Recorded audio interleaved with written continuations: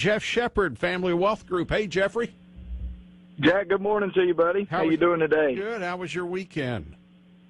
My weekend was very eventful. Very eventful. We'll talk about it in just a minute, and I also want to talk about Joe B. Hall.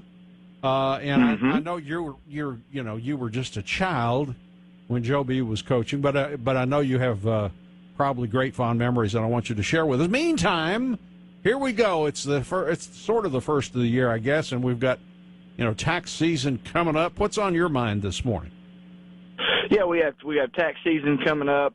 You got people dealing with holiday debt, yep. Overspending, and credit cards and strategies like that. And Jack, we're seeing a trend of interest rates starting to rise, and so we've had this conversation often about the possibility of looking at consolidating debt and looking at refinancing options and that kind of thing. But step one is just writing down where you are. Here's how much I owe on my house, and here's the interest rate, and here's the payment. Here's how much I owe on my car. Here's the interest rate. Here's the payment. Oh, gosh, there's that dreaded credit card, but write it down. Here's how much I owe. Find the interest payment. Sometimes that's really hard because that is hidden deep down. What am I really paying? And when you write that down, I think it'll help motivate you to get it paid off, because you'll realize just how expensive borrowing those dollars from a credit card company are and can be. And if you don't really have a plan in place, then, boy, it really, really snowballs on you. So there are some strategies of tackling that, and refinancing is one. Borrowing money to pay off money is it's better just to try to pay it off. But at the end of the day, if you are going to need to borrow money, you want to obviously borrow it at the lowest interest rate possible, and then build a plan to be able to get your cash flow to where you can eventually have no debt, no payments. Life gets a lot easier from a financial standpoint when you have more money coming in than you have going out. I mean, I don't know that I needed to go to school as a financial advisor to figure that out, but the fundamentals, the simple fundamentals, always win. And it's just, how do you get there, and what do you have to put in your life to give yourself the ability to have the discipline to do that? And it could be a financial advisor, it could be a CPA, it could be just you yourself building your own plan. But recommend highly that you put that together and get those credit card bills especially knocked out this morning. That would be a good lesson for Congress, I think. Don't spend more money than you take in, but they don't know it. As basic as that is. They don't. Yeah. They don't. And it totally trickles down. It is so easy to borrow money in our country. We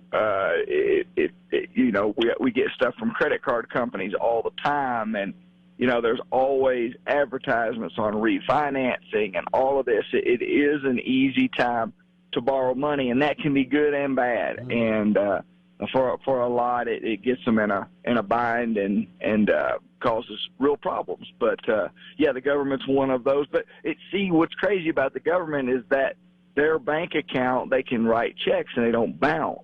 So right. when we write checks, they seem to bounce if there's not any money in there. But somehow the government has the ability to do that, and so it is through borrowing. And what is the end result of that? Don't know. We will hopefully see. How folks get a hold of you, Jeff? 859-309-0349, thefamilywealthgroup.com.